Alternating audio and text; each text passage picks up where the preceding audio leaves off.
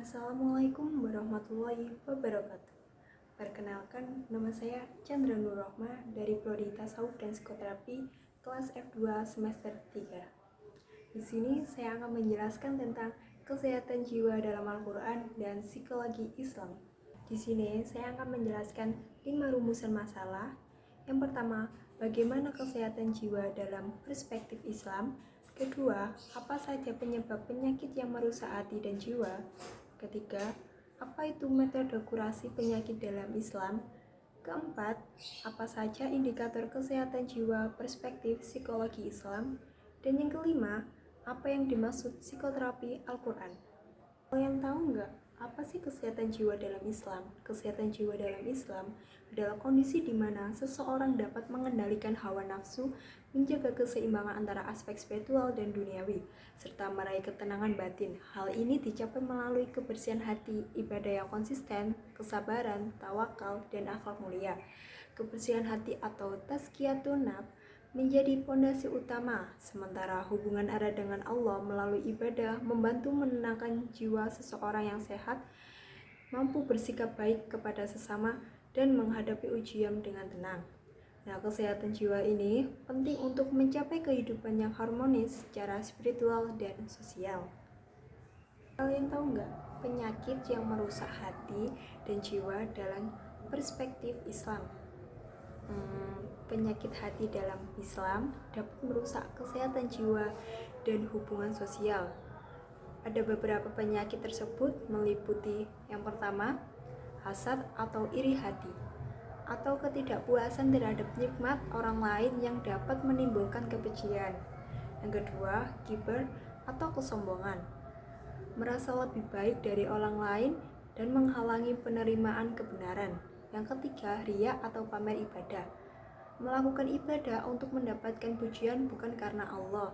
Yang keempat, ghadab atau marah berlebihan, marah yang tidak terkendali dapat merusak hubungan dan pikiran jernih. Yang kelima, tamak atau ketamakan. Nah, selalu merasa kurang dan serakah dan menghalangi rasa syukur. Keenam, suudzon atau berburuk sangka, prasangka buruk yang menciptakan ketegangan sosial. Dan ketujuh, cinta dunia berlebihan, adalah terlalu fokus pada dunia untuk mengabaikan dan kewajiban spiritual. Menjaga hati dari penyakit-penyakit ini sangat penting untuk mencapai kesehatan jiwa yang optimal melalui tazkiyatun nafs dan ibadah yang ikhlas. Apa itu metode kurasi penyakit dalam Islam? Nah, dalam Islam, kurasi atau penyembuhan penyakit hati merupakan proses yang dikenal sebagai tazkiyatun nafs atau penyucian jiwa. Tazkiyatun nafs atau penyucian jiwa adalah proses penting dalam Islam untuk membersihkan hati dari penyakit-penyakit spiritual yang merusak ketenangan jiwa. Ada beberapa metode kurasi penyakit hati.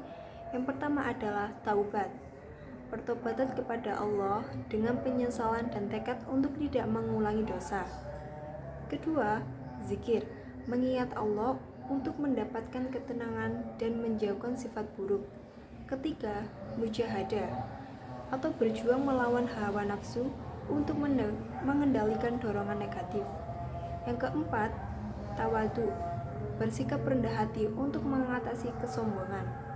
Kelima, ikhlas, melakukan segala sesuatu hanya untuk Allah dan menghindari riya. Keenam, sabar, mengendalikan emosi negatif dalam menghadapi ujian. Ketujuh, syukur, menghargai nikmat Allah untuk mencegah tamak. Kedelapan, amal soleh, melakukan kebaikan untuk membersihkan hati. Nah, proses ini membantu mencapai kesehatan jiwa yang optimal dan kedamaian batin serta memperkuat hubungan dengan Allah dan sesama manusia. Indikator kesehatan jiwa dalam perspektif psikologi Islam. Nah, dalam psikologi Islam sendiri, kesehatan jiwa atau mental berkaitan erat dengan keseimbangan spiritual, emosi, serta perilaku yang sesuai dengan ajaran Islam.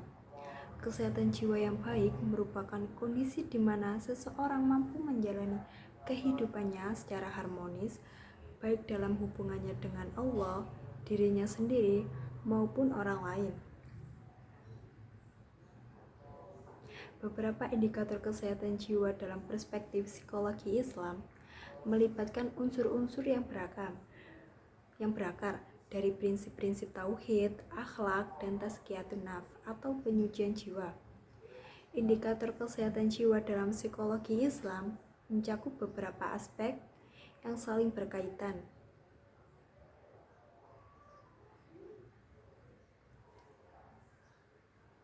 Yang pertama adalah kedekatan dengan Allah. Hubungan spiritual yang baik melalui ibadah dan zikir memberikan ketenangan batin. Yang kedua, sikap qanaah, rasa cukup dan puas dengan apa yang dimiliki, menghindari ambisi berlebihan. Ketiga, kemampuan mengendalikan emosi. Sabar dan tawakal dalam menghadapi cobaan menunjukkan kesehatan jiwa. Keempat, akhlak yang baik. Memperlakukan orang lain dengan hormat dan kasih sayang sebagai cerminan jiwa yang sehat. Kelima, tazkiyatun nafs atau proses penyucian jiwa dari sifat buruk untuk menjaga kesehatan mental. Keenam, optimisme dan harapan. Selalu berpikir positif dan percaya pada rahmat Allah dalam setiap situasi.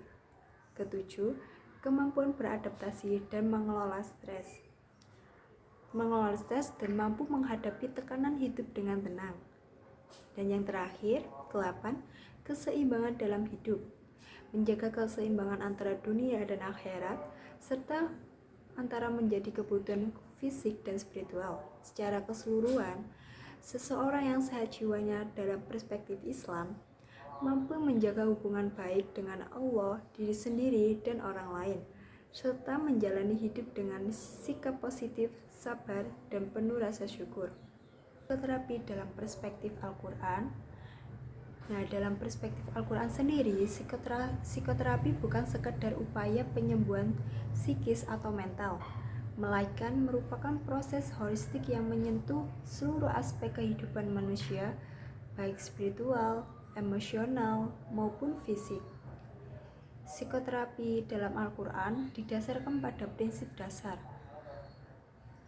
tauhid dan penyucian jiwa yang mengarahkan seseorang untuk kembali kepada Allah, membersihkan dirinya dari penyakit hati, dan menemukan kedamaian batin melalui petunjuknya.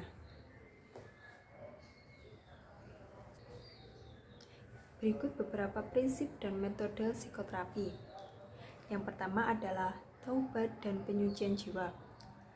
Taubat membantu membersihkan jiwa dari dosa dan beban psikologis. Kedua, zikir.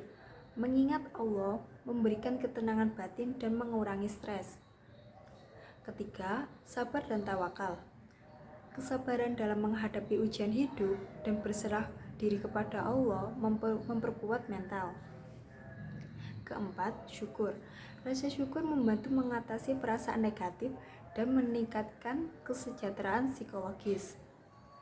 Kelima, mujahadah. Berjuang melawan hawa nafsu untuk mengatasi gangguan mental. Ketiga, pemaafan. Keenam, pemaafan atau memanfaatkan memaafkan orang lain, mengurangi beban emosional dan tekanan mental. Ketujuh, optimisme. Memiliki harapan akan rahmat Allah membantu menghadapi tantangan hidup. Dan yang terakhir, keseimbangan dalam hidup. Menjaga keseimbangan antara ibadah dan aktivitas duniawi, mencegah stres dan berlebihan. Dengan menerapkan prinsip-prinsip ini, individu dapat mencapai kesehatan jiwa yang optimal, kedamaian batin, dan hubungan yang lebih baik dengan Allah serta sesama.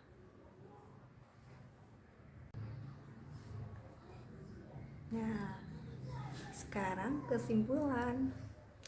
Kesehatan jiwa dalam perspektif Islam mencakup keseimbangan antara aspek fisik, mental, spiritual, dan emosional.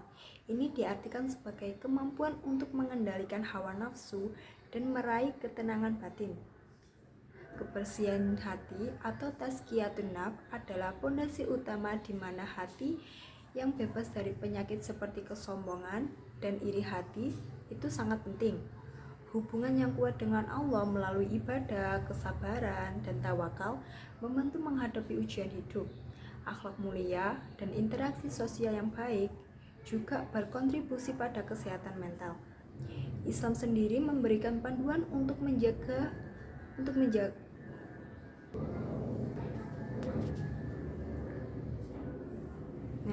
Islam sendiri memberikan panduan untuk mencegah dan mengatasi gangguan jiwa melalui taubat, zikir, dan amal soleh.